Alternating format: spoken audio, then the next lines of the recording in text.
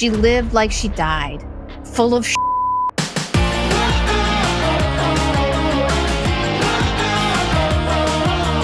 Hello, welcome to another special edition of Middle-Aged Millennial MILF Podcast, MAMM Podcast, as I like to call it. We're here for another Dead Parent episode, guys. I know.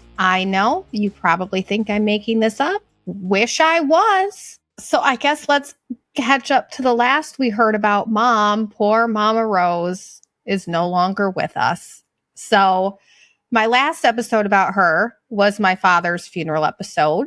That's when I kind of went over how she abandoned him and all that. And I was done. And I was really proud of myself because she had given me her credit card to pay for this memorial. And I was like, well, and then I texted her and I was like, Walker wants a few things. She's like, go crazy. Do it. Yes, I love it. So I went crazy. I had her permission. Then I had Walker's friend drop my dad's ashes and her credit card off and blocked her and my brother. So that was the last I had heard of them. And then maybe a few days later, I'm on my YouTube, for the 3 people that listen to this podcast. I wanted to see how they were liking it. But I noticed that Mama Rose left some comments. So let's share these. So I'm just giving this as a background so you understand our headspace when we found out she was no longer with us and what we had to go through after that. So she said, Rose Peterson, just so you know, I've reported you and Drew for credit card fraud, over $4,000, and the accountant is not done. She doesn't have an accountant. Over $3,000 on the credit card I gave you. Wow, you really think I would let you get away with this? The nicest thing about me died on 5/16/25. Gloves off. Now you'll see why they call me Miss Rose. I love when people call me Miss Sarah. I think it's a compliment. It's not Sarah's being a bitch, but whatever. You have been nasty ever since you met him. His family better buckle up because it's against the law not to pay your employees. I paid Drew over 6 checks and I never seen a dime back. Don't think I've ever been nasty. Certainly being with Drew did not make me nasty.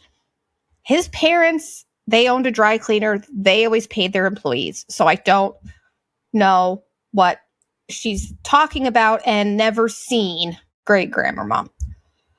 And then here's more. She just was on a tear. I mean, she was clearly high as fuck. Sorry, my dad's dead, but will you take the money? Charge $300 on her mother's credit card the day after her father's memorial, and Drew Strickland, her husband, does not want her to be around us because he is an asshole and sneaky, claims he is introvert. And you were raised poor white trash. That really set her off. You mention any of us white trash family, I will sue you for all the money, all caps, you have taken from us. Reminder, Drew wanted to live in a very expensive community, and Sarah's poor white trash family gave them the down payment, which she did. I have never once denied this. My mom gave us the money for the down payment for here. It was really fucking uncomfortable. And she said she would give us the down payment. And then when it came down that we needed it or we were going to lose the house, Drew had to go get it from her because she loved to make promises and not keep them. And this was one where we're like, we're not losing our dream house. So yes, my mother gave us the money for the down payment for this house. I've never hidden that. I've never lied about that. I didn't pretend we did this ourselves. Never knew I was supposed to pay her back. So back to the white trash really irritating her. And we both wanted to live in this expensive community, not expense, Mom. Sorry, I know she's dead. I shouldn't be mocking, but this was when she sent this, she was alive. And I was just like, you got to be fucking kidding me. I'm at swim lessons having to read this on my video from Chad Wolf and I, who was the most amazing person I've ever met. So we were poor white trash, but you never even bought us a meal. What comes around goes around. Dirty for dirty. Buckle up, Drew. It's just starting. The hurt you have caused my family, and then karma is a bitch. You will be served, and then we will see how you feel superior to us. And make sure your parents are aware, because the times I wrote you checks, more than one, when your dad didn't pay you. I just love my forensic accountant. Okay, let's start unwrapping that, guys. Like I said, Drew's parents owned a dry cleaner that Drew worked for. He always got a paycheck. I don't know. I genuinely don't know what she's talking about with that. Yeah, she's going to serve us, and she loves her forensic accountant. My mother loved to watch The Real Housewives of wherever they are. And I guarantee on my children's lives that she heard that they had a forensic accountant for a divorce, because that is when you get a forensic accountant during a divorce, when you think one of your spouses has been hiding money. If you're breaking up from a business partner, you don't get a forensic accountant if you gave your daughter your credit card and said, go buy whatever you want. The forensic accountant would go through her financials, not mine and my husband's. So this whole thing, I was like, you're fucking high. I got one on you for once in my life. Like, I tricked you. Like, I made her think that she was back in the fold. I was like, yeah, mommy, we love you, whatever. It'll make Walker so happy if you buy this stuff. I fucking lied to her. I'm not denying that. But bottom line, all of those purchases were approved. All of them. She just was pissed that I got one over on her. So I'm sending this to Drew because I'm at swim lessons with Beckett, and he's like, what is she talking about? I'm like, I don't know, but she really fucking hates you. Like, she was just like, he was the enemy. And it's just really funny because clearly she was always manipulating me and figured if I wasn't being manipulated by her anymore, it must be him, which anybody that has known me for, I don't know, 10 minutes max knows no one's pulling the strings here. This is not some big fucking production. Like, I am flying by the seat of my pants, just saying whatever pops in my head. Like, there's no puppet master here. If there was, I would be doing a lot better. But the white trash really got to her, which I can admit we grew up white trash. Like, whatever. I'm not anymore. I don't think anybody looks at me and thinks that, but you fucking were. Like, I don't know what to tell you. And that just set her off. And Drew never did anything but tried to be a member of that family. Like, nothing. So I reported her comments, got them removed. She got my Amazon account banned because she said it was fraud. So then I was like having to deal with that. So I was like, I am officially done with her. Like, I was already done. She was already blocked, but I was like, she is next level crazy. I want nothing to do with this. So this was June 5th. We left for Istanbul on the 22nd. And we first went to Atlanta, and then we were flying to Paris. So while we're in Atlanta waiting to get on the Paris flight, I get something from the funeral home that my dad was at. And it was like Rosemary Peterson's, whatever. She had told me when we were getting dad's stuff set up, I'm going to prepay for mine, so you guys don't have to worry about it. And I knew a pre-need because I watched 6 Feet Under. I knew a pre-need was what you do before you die. Like, I was aware of all of this. So I kept getting it. And I was like, I'm not fucking signing your shit. You are not going to get me. I don't want anything to do with you. So I wouldn't sign it. And what's even more funny is I was reading Jeanette McCurdy's I'm Glad My Mom Died book while all of this was happening. So it just felt like fortuitous. So to get from fucking Arizona to Istanbul was like ridiculous. Like, we had to fly to France. We were there for 9 hours. We got to Turkey. We got there at like 3 a.m, got to the hotel or the Airbnb. We went right to bed. And throughout this time, I probably got 3 more emails from this. And I was just like, Jesus Christ, my brother can be in charge of this. Like, Mom, put him down. I don't want to be a part of this. So we go to sleep, and then we wake up and we go to lunch, and we come back from dinner, and I get a call from the funeral home. And I was like, what the fuck? So I answer, and I'm like, yes. And they're like, hi, have you gotten this? I said, yes, I'm getting these. I want nothing to do with her. I'm not getting caught up in her shit again. And they go, well, we can't cremate her until you sign it. I go, you can't does that mean she's dead? And she goes, oh, you didn't know? I go, no, I sure did not know that my mom was fucking dead. And she's like, I'm so sorry. I'm so sorry. Your brother came and did all this. And so I'm like, cool. Guess I got to call my brother. And she's like, I'm so sorry. I go, don't be. Because honestly, I won't lie. I won't lie. The first thing that flashed in my head was, there goes that credit card problem. Like, you want to fucking accuse me of fraud? Guess who's alive? The only one that can tell them it was not fraud. So I was like, sweet, getting my Amazon account back with no problems and no money from my pocket. But I was also like, holy shit, because, okay, this is going to sound bad, but I'm just honest with you guys. When I went out with my girlfriends after all of this, like, I hung out with Joanne, every single one of them. I was like, I just want her dead. I was like, there's no redeeming her. She is severely unhappy. She lies. Like, I just wanted to be done. And then she fucking died. And it was, my dad died on like the 16th and she died June 20th. So like a month apart, both of them. He was 66, she was 64. So none of this was planned.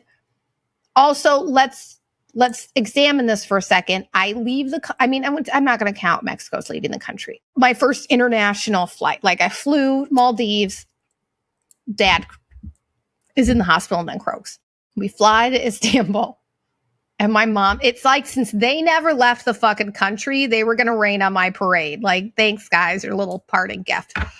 But there was not like this, oh, my mommy's dead, sad. And then Drew comes out of the bathroom and he's like, what's going on? I'm like, my mom's dead. And so I called my brother and I'm like, Kyle. And he goes, just let me talk real quick. I'm going to take care of this and that. I did this and that. We're going to sell the house. You get half. I'm like, what happened with mom? And I'm not worried about the logistics of things. What happened? So apparently she came home from work and didn't feel good. And then the next day she stayed home from work because she was vomiting. And then that night she started having trouble breathing. So she had my brother call the ambulance. The ambulance came and took her to another Banner hospital. Quit picking Banner, guys. Like, that's a death sentence. A Banner hospital right now to me is a death sentence and a big bill for them to let you die. But they took her there and it turns out her intestines had exploded. That's right. Her intestines exploded and they had to do emergency surgery. They removed 4 feet of dead intestines and came out and told my brother, they're like, oh man, the surgery went really well. She did great. We don't think she's going to make it through the night, but the surgery went great. And I was just like, that's what they sent to you? He's like, yeah. I'm like, they're lucky I wasn't there. So sure enough, she did not make it through the night because her intestines had exploded. Poop all up in there. Bacteria all up in there. And I remember hearing like a long time ago, like, I don't think this is exactly how it works, but like when they cut you open, if there's cancer, it spreads, like the air gets to it and it spreads. So I was just like, holy shit, they cut her open and her insides just turned rotten. Like, she smoked a pack a day since she was 16. She was 64. She was an opioid addict. And that is what killed her. And I knew as soon as they said her intestines exploded, I knew that same thing had happened to Matthew Perry. And it didn't kill him. He was the 2% that made it, but he was an addict. This is something that happens to addicts because opioids constipate you. That's why when you have a C-section or something where they have to give you pain pills like that, they give you a stool softener because it constipates you. And clearly that's what was going on. So what a way to go, too. And then that was Drew's favorite thing to say. He goes, she lived like she died, full of shit. And it was the truth. Like, if you don't believe in karma, if you don't believe in any of that, like, my life alone should be proof that it's real. Because my dad was so lazy he couldn't be bothered. So the universe took his legs and killed him. And my mom was a liar and full of shit. And she was so full of shit that killed her. Also, when they're calling me, telling me this, I'm like, I literally just got over to Europe for 3 weeks. I was like, I'm not flying back early. I am not doing any of that. Like, it wasn't easy just to come home. We weren't in fucking Buffalo, New York, and can just book a direct flight. So I'm like, well, keep her ass on ice, I guess. And I was like, we'll deal with this when we get home. And so I told the kids, and they're like, what? I'm like, sorry. Yeah, like Nana's dead too. Like, this is just fucking surreal to me. I'm like, there's no way this is real. It was real. So I'm like, I'll deal with this when we get home. And Drew and I, the next night, you're going to get a whole Istanbul episode, but spoiler alert, Walker was a pain in the ass. So we were like, we need a night out. So we went out, and I get another call from the funeral home. I'm like, Jesus Christ, did you lose her body now? What's going on? And she's like, hi, this is Camille. I called Rose and left her a message, but I wanted to let Rose, you and your brother know how sorry we are about your father and how we hope you're doing well. And I go, oh, Camille, you can go tell her yourself. She is in your morgue right now. You just hear, what? I'm like, she's dead, Camille. She's very, very dead.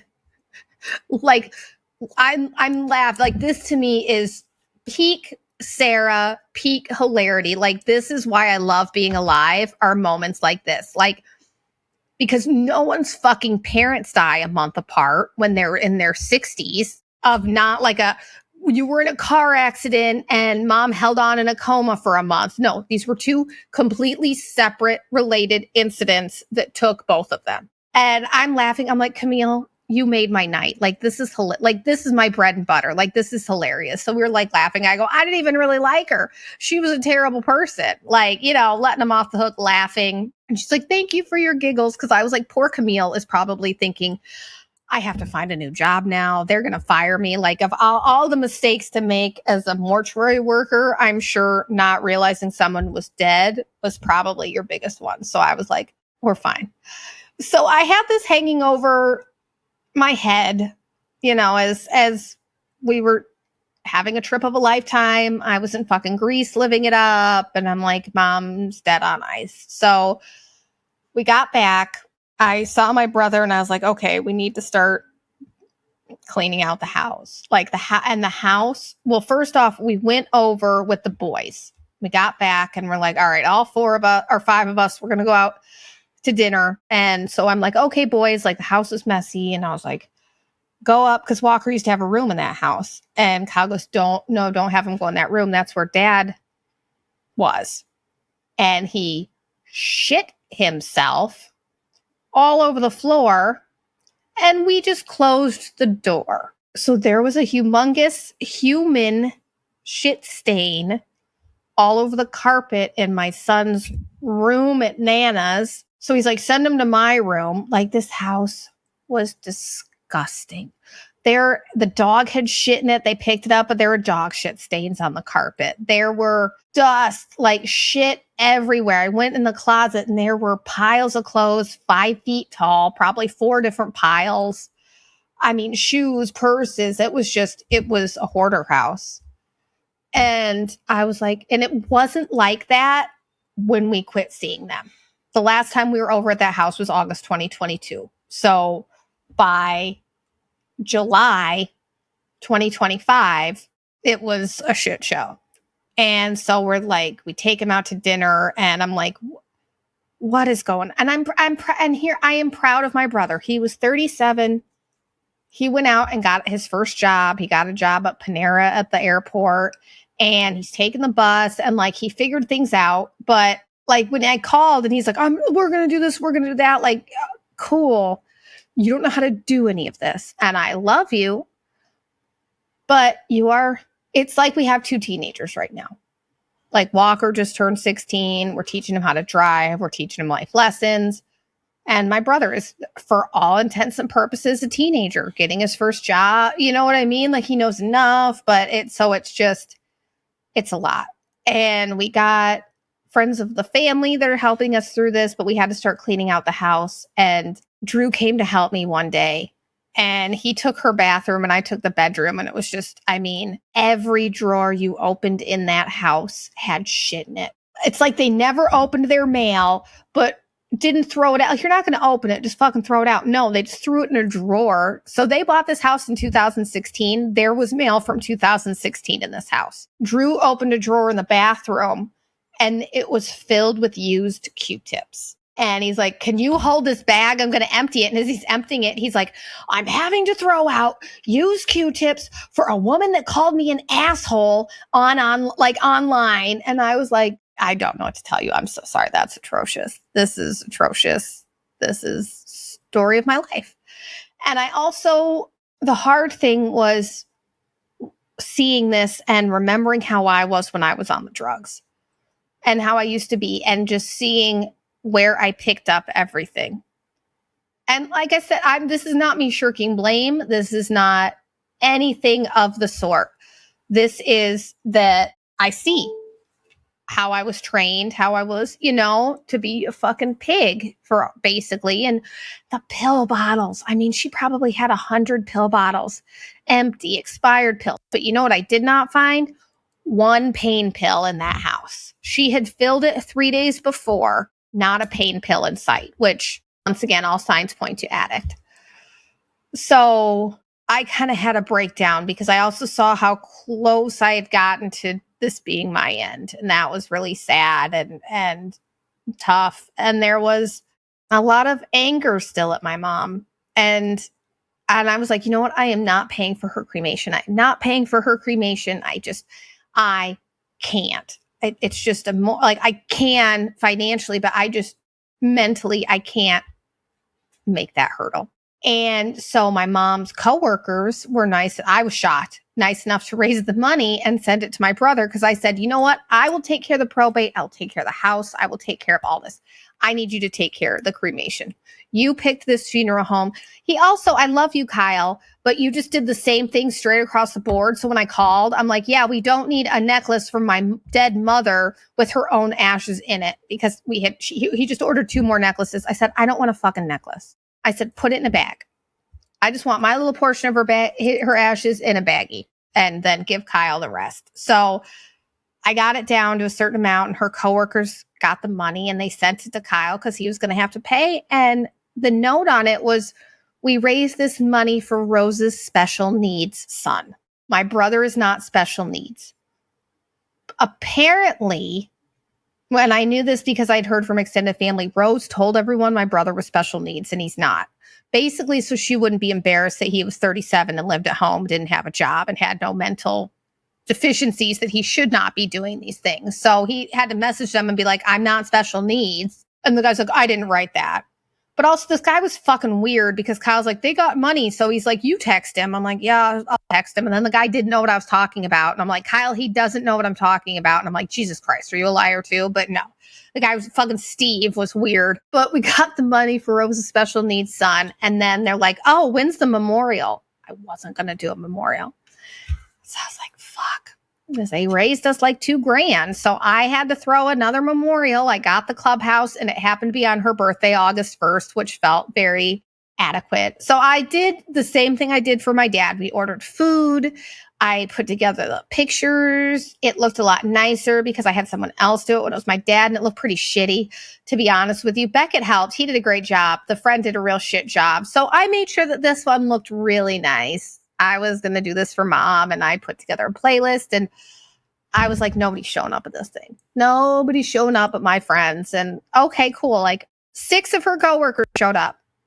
6 of her coworkers showed up and had nothing but nice things to say about her. They all sat around and told stories. Everyone walked in and said how much I looked like her. That pissed me off. And so with my dad's memorial, there was still a lot of anger, mostly because of my mom. So when his friend was like, oh, where's Rose? And I'm like, she's going home to do drugs. Like, I felt kind of bad, but now Drew's like, but also she just died of drugs. So you weren't wrong. But I was like, you know what? These ladies have a certain image of her. And what good does it do for me to be like, no, she was a narcissist. No, she was a terrible mother. No, I didn't talk to her. So I kind of started leaving it. They're like, oh, I go, yeah, I got things from her. I said, for better or for worse. And I kind of left it at that. And that's when I was like, I need to start, because I didn't cry. I didn't, like, when I found out, I didn't cry. I got home and I didn't cry. I didn't cry until the day before the memorial, because I was like, this isn't normal. You need to deal with these feelings. And my mom and I's movie was Heartburn. Meryl Streep, Jack Nicholson. We've talked about Heartburn before. Like I said, that was mom's first movie, but coming around again. So I listened to that and I cried, because it's very hard being the child of a narcissist, because you are exposed to a side of her that most people aren't. And I told Drew this too. I mean, I love the joking and I love the comedy of it, but I would have done anything to be normal. I would have done anything for us to be a normal family, for my mom to be just normal weird and not severely mentally ill. I would have done anything for that. I loved my parents. I saw who she could have been. I saw who he could have been. And it just always killed me that we were never going to get there, because they didn't want to. And they were too caught up in their issues and denying their issues, I guess, is what they were. They were so caught up in denying their issues. And I couldn't do that anymore. And seeing that house and going in, and also how mad I got at Drew when he's like, that your mom doesn't want us to go to that house because it's messy. And I was like, no, she just won't be there because she's upset about my dad. No, he was fucking right. And he's fucking right about everything. The house was a fucking disaster and it was disgusting. And they never trained their dog, so he barks all the time. And I'm like, Barry, we've always hated this dog and it's not his fault, but they didn't train him. And Kyle doesn't want to get rid of him because it was dad's dog. But like I said, I would have done anything to be a family and to not be no contact. That is not something that anybody chooses because it's fun or because of anything like that. Now I'm at a place where I can just say my parents are deceased. My parents died in 2025. And that let go of you know what I mean? Where I was like, who am I fighting with anymore? And how much of this was the back and forth and the getting mommy's attention? And I took a break. I mean, not that anybody fucking noticed, I'm sure, but I, kind of took a month off and was just dealing with life and what that looked like for me and what was important to me. And I really, really wanted to kind of process all of it, because it's also a lot knowing that now it's on me. Now I'm the matriarch of the family. Now I'm not responsible for my brother, but we're the next generation now. Now it is us. I don't want to focus on her bad things anymore. My mother was a narcissist. My mother was one of the best narcissists, I think, that are in the world. She was the best covert narcissist. She played me like a fiddle. She always could. But in seeing that house and seeing the hoarding and the buying and I had been in her shoes. I took prescription pills. I bought things to make myself happy, and just seeing she was buying stuff that didn't fit. She clearly had body dysmorphia. She had a petite medium up into a 3XL. My mother was never a 3XL. Looking past my pain and my hurt and looking at her pain and hurt. And honestly, before, when I said I wanted her dead, it was for my peace. And now when I say that I'm glad I'm glad she's at peace, because she was never finding peace on this earth. And it breaks my heart, but it's also it's like I'm in a lifeboat and someone's drowning. I can't jump out and drown myself trying to save them. And it sucks watching someone drown and just knowing there's nothing you can do. And that's how I felt with my family, is they drowned in front of me and there was nothing I could do. And I tried. I stayed for years. I compromised myself. I compromised what I believe in. I can't regret the decisions I made just because they passed away untimely. Because when I look at those boys, when I look at myself, when I look at how we all are, I know I made the right decision. I made the right decision for me. I chose to save my own life, because if I didn't get away from that toxic environment that enabled me to And that's, I guess, the most thing. They enabled me to not deal with anything, to take a pill. You don't need to worry about it. You can't sleep. Just take a sleeping pill. Well, no, guys, I couldn't sleep because I was dealing with the trauma of X, Y, and Z and feeling like you never loved me. And the therapy, I've been doing therapy. I know, and I'm happy. I can genuinely say that if somebody were to say, "Were you happy?" Absolutely. I am absolutely happy every day. It's rare that I have a day that I'm not happy. And even then I'm like, well, yep, that's for us, me to be that happy the other time, I need to have some bad days. And that's how I always look at it. I'm a Libra, so I'm all about the balance. So I know I can't have the good without the bad.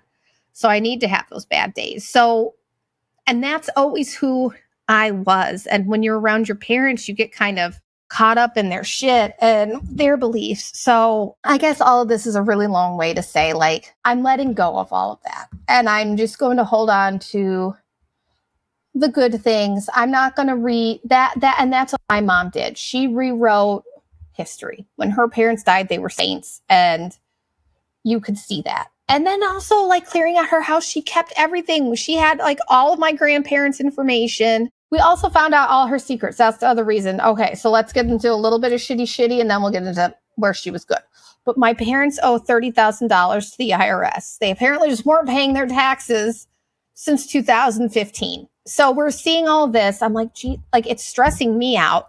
Then I found a stranger's death certificate because she worked for a retirement mobile home park. And from what I understood from the contract where she was taken off salary, she had stolen someone's identity to sell something. Like, it was all shady. So she had to write a letter where she apologized. They took her off salary. She was commission only. And the story that we were getting at the time was they loved her. She was like daughter to them. They were going to buy her a park and she was going to be a part of it. So it's also just being like, Jesus Christ, you were a big fucking liar. But also because you were so unhappy. And I do have good memories of Mom. And I did, like, I saw those trophies. I know that was true. And she may not have been happy twirling that baton, but she could fucking do it. And she was the best at the time. And I wish she knew how I always felt I was never going to measure up to that. I always thought Mom had the talent. I'm just trying. I'm a fake it till you make it. You know what I mean? And I thought my mom was the real deal. And I don't think that she ever knew I thought that. Or if she didn't, she would use it against me, which just sucks. But she was, and she'd tell me stories about twirling baton and how she traveled by herself and how she met Karen Carpenter and how skinny she was when she held her or she hugged her. And my mom did say the best time she ever had was in Memphis. So she loved that song, Walking in Memphis, and she wanted that played at her funeral. Now that I just said that, I realized I didn't play that at her memorial. Mom, I'm really sorry, but I will. So I got, here's my mom, guys. I got her ashes in a little baggie because I thought it was funny. And then I also, in Greece, I got her final resting place, which is a Grease penis ashtray because Mom smoked. So I have Mom in her final resting place on my desk watching. But I'm going to take the other baggie to Memphis because I've also always wanted to see Graceland. So it's win-win. So I'm going to sprinkle some of her ashes in Memphis for her. And just like I'm going to sprinkle some of my dad's in Wrigley Field. And I've had some breakdowns. And that's what makes me so sad, is what wasted lives. And I just don't want to die and realize my life was a waste and I didn't make a difference in anyone's life and I didn't make this world a better place. And that's how I want to go out. I want to put more good than bad out. And I know I'm not trying to be some fucking Molly Mormon, some fucking saint. But like, if I'm going to tell somebody to go fuck themselves, then I know I need to do 3 good things for other people to cancel that out, which, that's my favorite story from this whole thing. So once she died, I seriously kind of, like, I don't have a filter, clearly, but I have like none at the moment.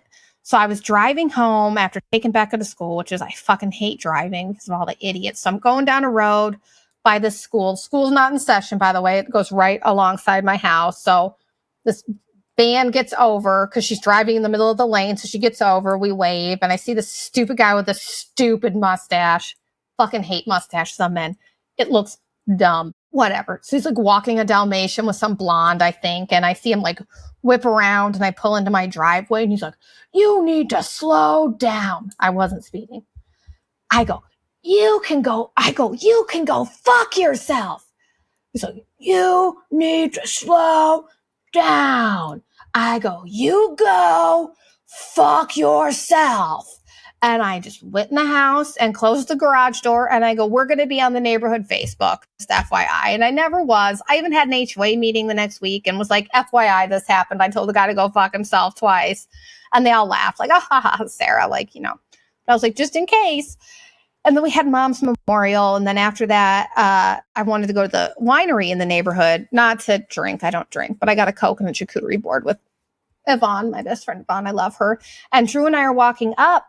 And I'm looking in front of me, and who is in front of me but Mustache? And he looks scared. And I go, Drew, that's the guy I told to go fuck himself. So they go in, and he's still like looking back at me. And we see Yvonne, and we sit outside. I'm like, Yvonne. I'm like, that's the guy I told to go fuck himself, because that was my favorite story of the week.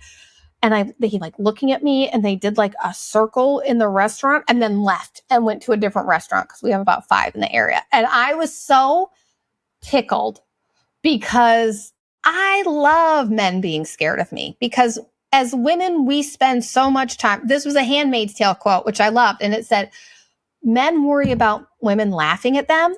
Women have to worry about men killing them. This is very true. So I want them to know I'm laughing at them and that I am not indeed scared of him.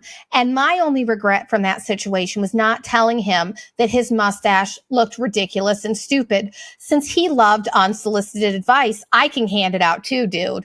Your mustache looks fucking stupid, and I bet you're a premature ejaculator. I'm sure they'll be, oh man, like, oh, it's the lowest common denominator saying shit like that. Yeah, because it fucking gets to you. Talking about your dicks really gets to you, so I love to do it. It gets to certain men. Good men don't care. Woke men, if you will, which is what I prefer. I don't want an alpha male, which also leads me to part of my other new, like, my parents are dead, I'm going to adapt some of this persona, is I was really like reaching out to certain people for this podcast. Jeff from Naked and Afraid, loved him. Told the story where, oops, I accidentally sent a picture to send somebody else. Enjoy the view. It was me in a bikini. You should have fucking enjoyed the view, but whatever. Oops, I was like, so sorry. So then he's like not getting back to me. And that stuff would bother me. And then it's also a challenge. And then I was like, you know what? He's MAGA, I found out. Knew he was kind of a Republican, but he went and spoke at a MAGA event. So I don't like conservative men. Fancy that.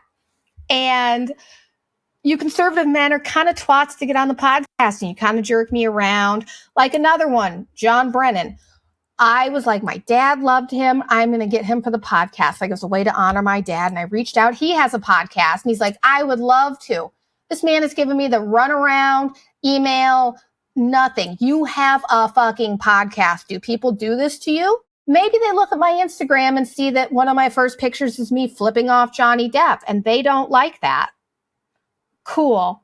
So then I have a decision to make.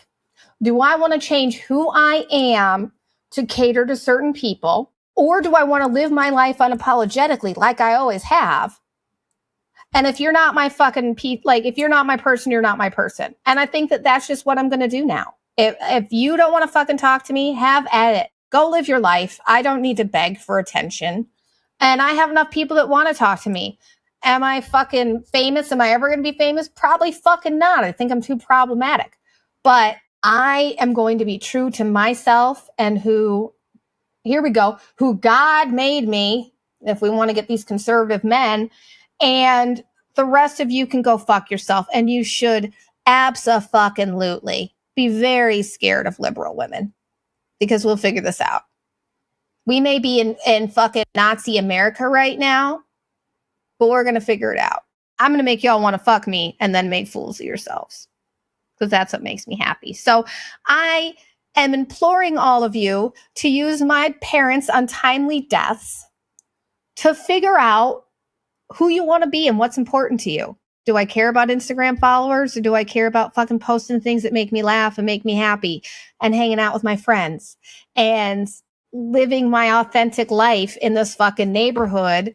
And I'm fucking going to Dave Matthews Band this weekend with my Yvonne to honor Brenda, who untimely passed away. And we're staying in Beverly Hills. And Chad, don't make me a liar. I'm getting together with Chad Wolf from Carolina Liar. Christian didn't want to hang out. No big deal. I think that he just didn't like me. But Christian, I still love you. It's okay, from Traders. It's weird. When your parents are gone, I'm also kind of like, well, gloves are off, right? Like, I'm not trying to make my parents proud anymore. There's no parents to make proud. So I may as well live my life authentically. And I think that my parents would appreciate that. And me being a twat to people every now and then is to honor my dead parents, because I know my dad and mom would love it.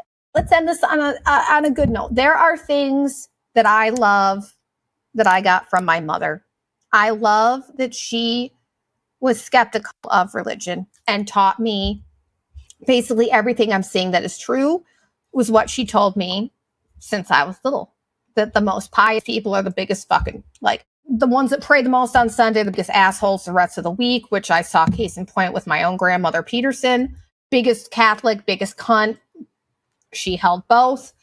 And that really helped me with Drew when he was deconstructing all of his religious trauma. I had an abusive childhood, but he had a religious abusive childhood. So, or issues, that's why our song is Issues, is because we just, different sides of the coin. And I appreciate that she told me, I feel like she gave it to me straight. And even as a kid, maybe I was too young to hear it, but she warned me against this trad wife shit and don't quit your job and count on a man.